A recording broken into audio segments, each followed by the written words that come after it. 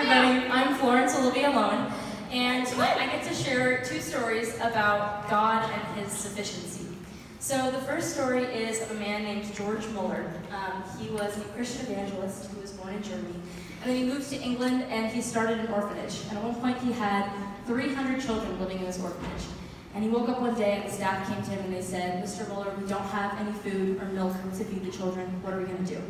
And he said, "Well, you're going to bring them downstairs, we're going to sit them at the table, and we're going to pray, and God's going to provide." And so they did that. They brought them down, they explained it to the children, and they prayed. Not 2 minutes later, they heard a knock on the door, and he went and he opened the door, and it was a baker. And he said, "Mr. Muller, I couldn't sleep last night. I heard from God that you were going to need something to feed these children today. So here is an abundance of bread to feed them for breakfast." And so they passed the bread around to the children. Not 2 minutes later, they got another knock on the door, and it was a milkman. And he said, "Mr. Muller, my cart broke down, and I don't have enough time to fix it and deliver it. Can you take all this milk and give it to the children?" And I love that story because he took such an act of faith that he said, "I am going to not keep them uninformed, but I'm going to inform these little children." And the faith of the little children brought bread and milk to them. The second story is a little more personal. It is of my own parents, and it was before I was born, but I had my two older sisters, and they were quite little at the time. And my dad was transitioning between jobs, and they didn't have enough rent to pay for the apartment, so they were in their last month. And my mom was really heartbroken, and she was trying to pack up boxes as my two sisters slept. And she broke down one day, and she was just crying because she was like, "God, if you don't come through, that's it. We're on the streets. There's no family to take us in. There's no friends to take us in. I have nothing."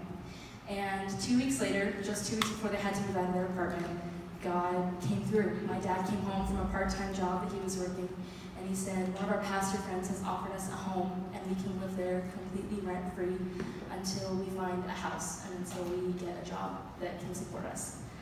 So, God is enough.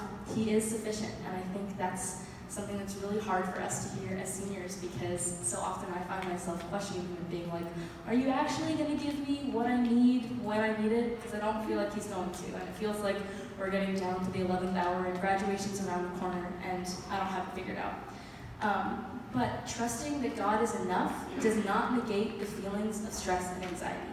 And that's what I love about it so much, because standing on those memories doesn't make me feel like my anxiety is less than. It just gives me a place to bring that and to place that at His feet. And it's so beautiful because I find that He has an abundance of life and peace that He can offer every single one of us.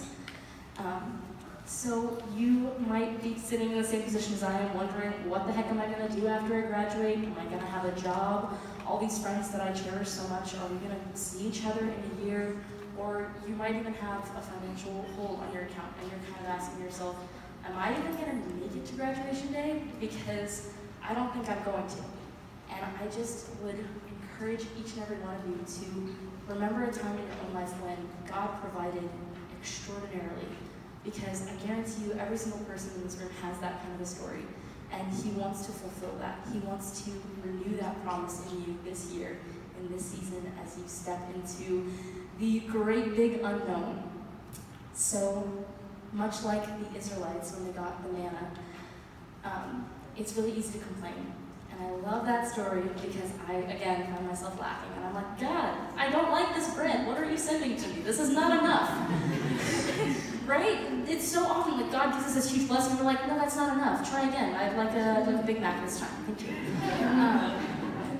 But I mean, that's so beautiful because He literally gave them bread from heaven, like from His storehouses. Like, that's so amazing because it's so much better His way, isn't it? So you might remember some of the details of the story, but more than anything, I want you to remember that in the midst of change and scarcity, God is enough, and He wants you to bring all your burdens to Him so that He can give you abundant life and peace. Let's pray. Dear Jesus, thank you so much for every single person in this room. Thank you that you are bringing them through their own incredible story and that you have given them peace and that you are waiting on the other side of the door just with your armload full of peace and love to give them. I ask that as they walk through this season, they would find people and places to express that stress and anxiety that they're feeling, and that in return they would be met with peace, and that they would walk into the future full of hope. In Jesus' name, amen. Yeah.